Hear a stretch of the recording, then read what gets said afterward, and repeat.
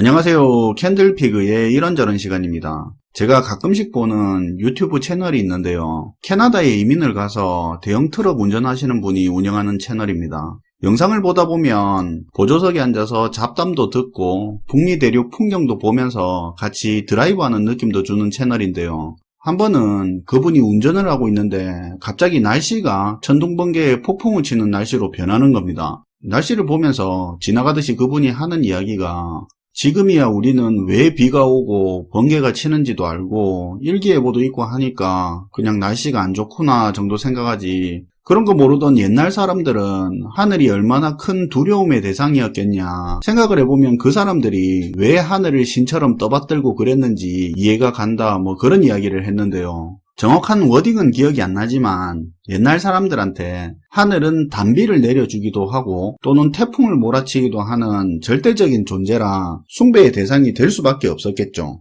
참 단순한 이야기지만 인간이 무엇을 숭배하는 시작점이 인간이 스스로 해결하지 못하는 불안감이나 바램 같은 그런 감정들을 어디에 의지하고 믿으려는 데서 보통 출발을 하는데요. 그 대상을 똑같이 믿는 사람들이 많아질수록 그 믿음은 더 강해지고 믿는 대상에 대한 의심도 적어지죠. 그러다 보면 절대적인 믿음으로 이어지게 됩니다. 우리가 보통 맹목적인 믿음 이야기할 때 우상화 이야기를 자주 하는데요. 그래서 오늘은 이 우상화에 대해서 이야기를 좀 해보도록 하겠습니다.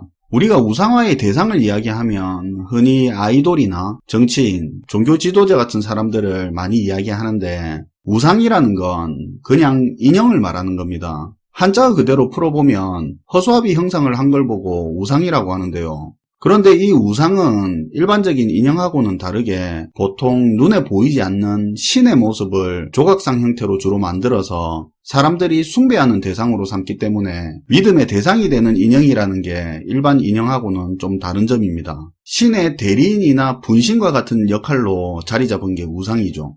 과거부터 우상은 다양한 이유로 사람들한테 숭배의 대상이 되는데요. 건강이나 출세, 부를 준다고 믿는 우상이 있기도 하고 인간에게 복이나 벌을 주는 절대적인 존재로 믿기도 하는데요. 그래서 우상은 보통 초자연적인 힘을 가졌다고 인식되고 신성시되는 그런 경향이 있습니다. 꼭 부정적으로 생각하지 않아도 조금만 생각을 해보면 잘 알려진 종교든 무속신앙이든 많은 우상들이 있는데요. 먼 옛날에는 종교적인 조각상 같은 게 대부분이었지만 시간이 지나면서 우상은 꼭 조각상 모양이 아니더라도 우상화해서 다양한 형태로 나타나게 되죠. 참고로 예를 하나 들자면 중세시대 이후에 과학기술이 본격적으로 발달하면서 과학기술이 모든 걸 해결해 줄 거라는 맹목적인 믿음이 퍼지면서 산업종교라는 말도 생겨났던 적이 있죠.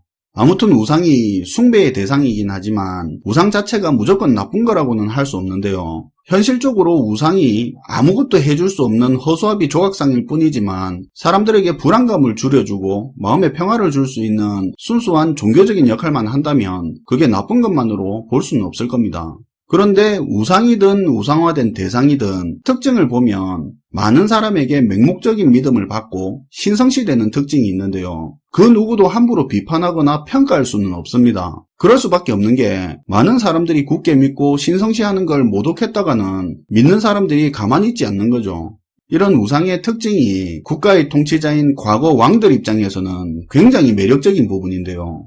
만약에 자신이 신의 대리인이자 분신과 같은 존재로 우상처럼 여겨지기만 한다면 왕이 뭐를 해도 신의 말이고 그게 신의 뜻이 되는 거니까 정당성까지 부여되는 겁니다. 왕한테 반기를 들거나 비판하는 건 신한테 달라드는 것이나 마찬가지가 되어버리죠. 그래서 과거 통치자들은 본인을 우상과 같은 신의 대리인격으로 만들어버리면서 절대 권력을 유지했습니다. 이게 우리가 역사 시간에 흔하게 들었던 왕권은 신에게 부여받았다는 왕권 신수설이죠. 조금씩 차이가 있다 뿐이지 동서양을 막론하고 먼 옛날에는 신과 왕을 연결시키는 형태로 권력을 유지해 왔었죠. TV에서 사극을 보다 보면 비가 안 와서 흉년이 진 게 왕의 덕이 부족해서 그렇다는 말이 자주 나오기도 하는데요. 그런 것도 어찌 보면 왕이 신의 대리인이라는 그런 개념이 자리 잡아 있어서 그럴 수도 있는 거죠. 이런 것도 사실 우상화의 한 형태이긴 하지만 그런데 이런 시절은 요즘 말하는 우상화하고는 조금 차이가 있습니다. 과거에 왕권은 신으로부터 부여받았다는 그런 개념은 그 시절 이미 사람들이 절대적으로 믿고 있는 신에다가 왕을 연결시킨 것뿐인데요. 지금 만약 어떤 정치인이 그런 소리를 하면 미친놈 취급을 받을 겁니다. 중세시대를 지나 근대에 들어서 산업도 과학도 발전하고 민주주의 정치도 유럽을 중심으로 퍼져나가면서 통치자들은 이제 더 이상 옛날처럼 신을 등에 업고 자기의 말이나 행동에 정당성을 부여해서 통치하는 게 힘들어졌는데요. 그때부터 지금 현재 우리가 알고 있는 의미의 우상화라는 게 시작이 됐습니다. 우상화의 핵심은 사람들이 자발적으로 믿는 게 아니라 믿게 만드는 겁니다. 비슷한 말처럼 들리지만 이걸 잘 생각해야 되는 게 믿는 사람 본인은 자기는 합리적이고 현실적인 관점에서 스스로 판단해서 믿는다고 생각을 하는데 실제로는 믿게 만들어진 겁니다. 산업화가 되고 기술이 발달하면서 생긴 사진, 영화, 라디오, 포스터를 비롯한 각종 시각, 청각적 매체에 대중을 계속 노출을 시키면서 어떤 이미지를 믿게 만들어가는 겁니다. 그걸로 우상화 작업을 하는 건데요. 예를 들면 경제 위기에서 나라를 구해낼 유일한 지도자, 외세로부터 국가를 지켜낼 사람, 모두가 잘 사는 사회를 만들 수 있는 사람 하면 바로 누구 떠오를 정도로 이런 이미지를 계속 노출시키면서 특정 인물의 이미지를 만들어가는 거죠.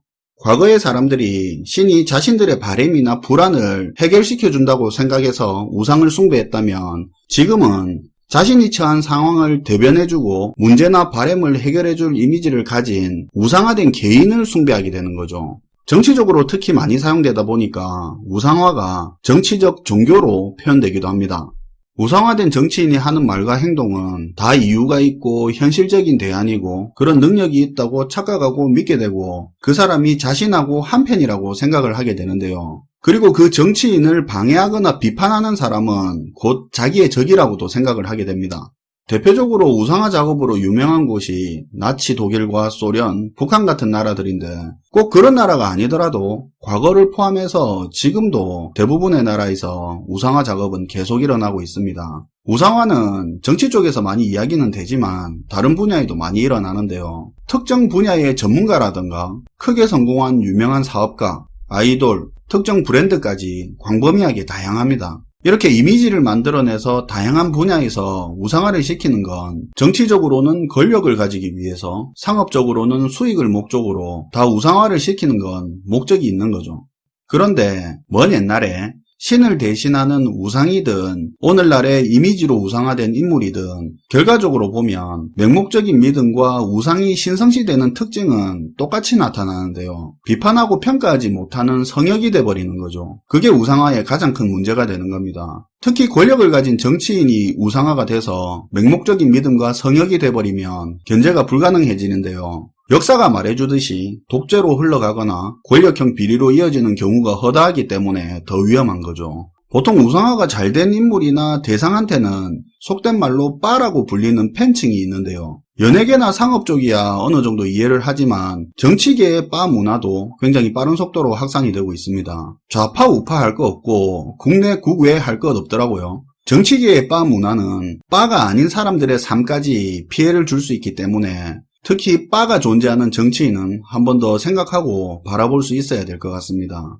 정치인을 적극적으로 지지하는 게 잘못된 거냐 이렇게 오해할 수도 있을 것 같은데요. 정치인을 우상화해서 무엇을 하든 옳다 잘했다 하면서 다른 정치적인 생각을 가진 사람을 그 자체로 적대시하고 비난하는 게 잘못됐다는 의미니까 오해 없으셨으면 합니다. 오늘은 우상화에 대한 이야기를 해봤는데요. 뻔한 이야기지만 우상화에 빠져들면 어느 순간 자기도 모르게 나를 위한 인생이 아니라 남의 인생의 소모품으로 살게 되는데요. 행복한 우리 인생을 위해서라도 우상화는 항상 경계하자는 말씀을 드리면서 오늘 시간 마무리하도록 하겠습니다. 시청해주셔서 감사하고요. 지금까지 캔들피그의 이런저런 시간이었습니다.